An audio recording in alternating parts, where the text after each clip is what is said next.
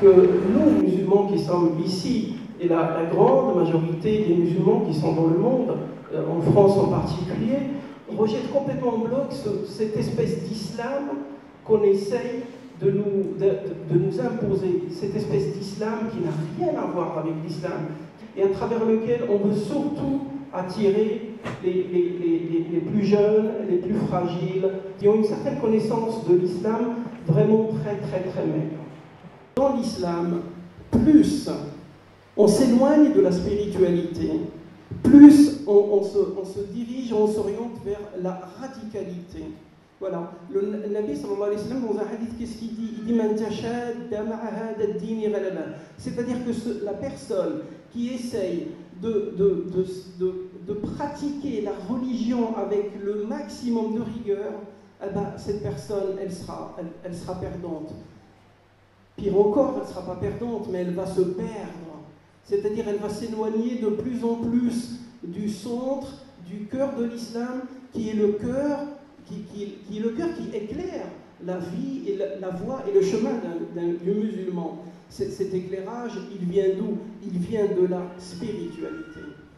Vous sortez de la spiritualité et vous n'êtes plus dans l'islam. C'est-à-dire que vous êtes dans un islam rigide, dans un islam qui est extérieur, dans un islam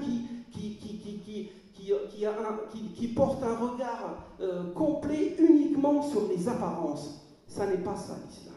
L'islam, c'est beaucoup l'intériorité. Et la spiritualité, elle amène où tout simplement? Parce qu'avant d'arriver jusqu'à Allah, elle vous fait arriver à un point qui est très important, c'est l'humanité. Elle vous fait rappeler que l'autre, que celui qui soit dans votre religion ou pas dans votre religion, qu'il soit dans votre communauté ou pas dans votre communauté, qu'il soit dans votre histoire, dans votre culture ou pas, l'autre, c'est un homme comme vous. Il faut une éducation intérieure que les soufis appellent le jihad al-akbar, le jihad de nafs, c'est-à-dire un travail spirituel, d'éducation, d'éthique sur soi-même, à l'intérieur de soi-même. C'est un chemin que les chrétiens appelleraient un chemin de croix, c'est un chemin que chacun ne peut parcourir que seul. L'islam, à la base, il a toujours été donc d'essence et de naissance inclusive. Et ça n'est pas pour rien qu'on découvre qu'à l'aube de l'islam, il y avait dans les premiers croyants, il y avait des Perses, il y avait des Éthiopiens, il y avait des Irakiens, il y avait des gens de Chine, il y avait des Égyptiens, il y avait beaucoup de gens de ports différents. Et ce sont ces gens-là qui ont construit l'islam. Ceux qui prônent la violence, ceux qui disent qu'il faut tuer les Juifs, alors que le prophète sallallahu alayhi wa sallam, le plus proche de ses voisins, c'était un juif. Ceux qui disent qu'il faut tuer les chrétiens, alors que le Nabi sallallahu alayhi wa sallam, le prophète, quand il recevait les délégations chrétiennes, il les recevait à l'intérieur de la mosquée, le lieu le plus sacré de l'islam.